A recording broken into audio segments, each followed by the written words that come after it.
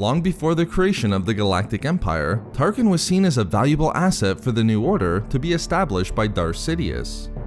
Although it isn't surprising that once Sidious became Emperor, he would position Tarkin to help bring about his ultimate plans for the Empire, what is interesting is the extent to which Sidious would go to protect Tarkin in the earliest days of his rule. In the most recent issue number 12 in the Darth Vader comic series, we saw how valuable Tarkin was for Sidious, requiring him to expressly intervene and protect the future Grand Moff from his own apprentice in Vader. In this video expose, I will explain how Sidious protected Tarkin from Vader's vengeance against officers in the Imperial military, and why this ties in nicely to other materials within the current canon. First, before getting into Sidious's actions to protect Tarkin, we first need to look at the reasons for why Vader sought to make a deadly example of 5 elite Imperial officers, one of which could have easily been Tarkin himself. The Vader comic series has done a great job of demonstrating the growing conflict between the Sith Lord and the upper hierarchy of the Imperial regime. Way back in issue number 8, the first pages jump into the end of a conversation between Palpatine, Vader, and a high-ranking Imperial. Although we don't know exactly why, Vader thought it was ideal to force choke the Colonel simply because of poor performance results within his division, necessitating Palpatine's intervention to implore Vader to release the man, which Vader did. This required Sidious to explain to Vader how it was necessary for them to rely upon lesser beings to see to the daily, relatively unimportant events, while they focus on the larger picture. Simply, it wasn't in their interest to rule over an empire of the dead, and thus Vader would have to work on getting along with his lessers in the Imperial hierarchy. Further, the most telling scene demonstrating the growing hostility between Vader and the Imperial officers in the earliest days of the Empire is one that takes place in the most recent issue. Although the two figures are hidden behind their mask, we can assume that they're both high-ranking Imperials.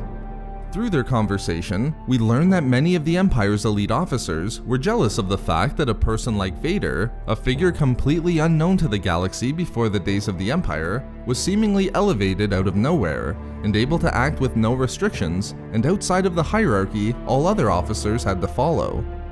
These sentiments resulted in 2 failed assassination attempts on Vader, one utilizing an attack by bounty hunters on the planet of Kabaria, and a second as Vader was returning to Coruscant. Determined to figure out who was behind these attempts on his life, Vader received an image through the Force during his meditation on the question of the Imperial colonel he force-choked in issue 8, and immediately recognized that the plot to kill him had originated within the upper levels of the Imperial military.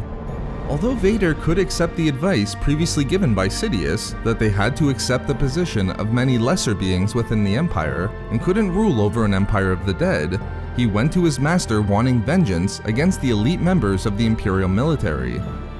For Vader, he wanted everyone in the Empire to know that he didn't just have strength but power, and when he told his master that there was no other consequence to be had but death, Sidious accepted Vader's plan to make a terrifying demonstration of the consequences for disloyalty against him. But in accepting Vader's demand, Sidious had one condition that his apprentice had to follow. He could harm any of the Empire's elite military officers except for Tarkin, telling Vader, "Very well, any but Tarkin, I require him," which Vader was happy to accept. Therefore, we see that from the earliest days of the Empire, Sidious had plans for Tarkin and saw that he was a necessary component to his ultimate plans for rule over the galaxy. In this regard, this places the Vader comic perfectly in line with the Tarkin novel by James Luceno.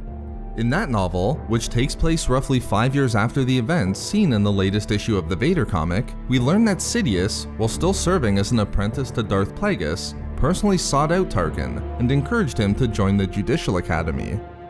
Not only had Sidious recognized Tarkin as a fellow colonial from the same section of the galaxy, but also as a being who had the potential to become a powerful ally in regard to both his political ambitions and his true goal of destroying the Jedi and implementing an empire ruled by the Sith.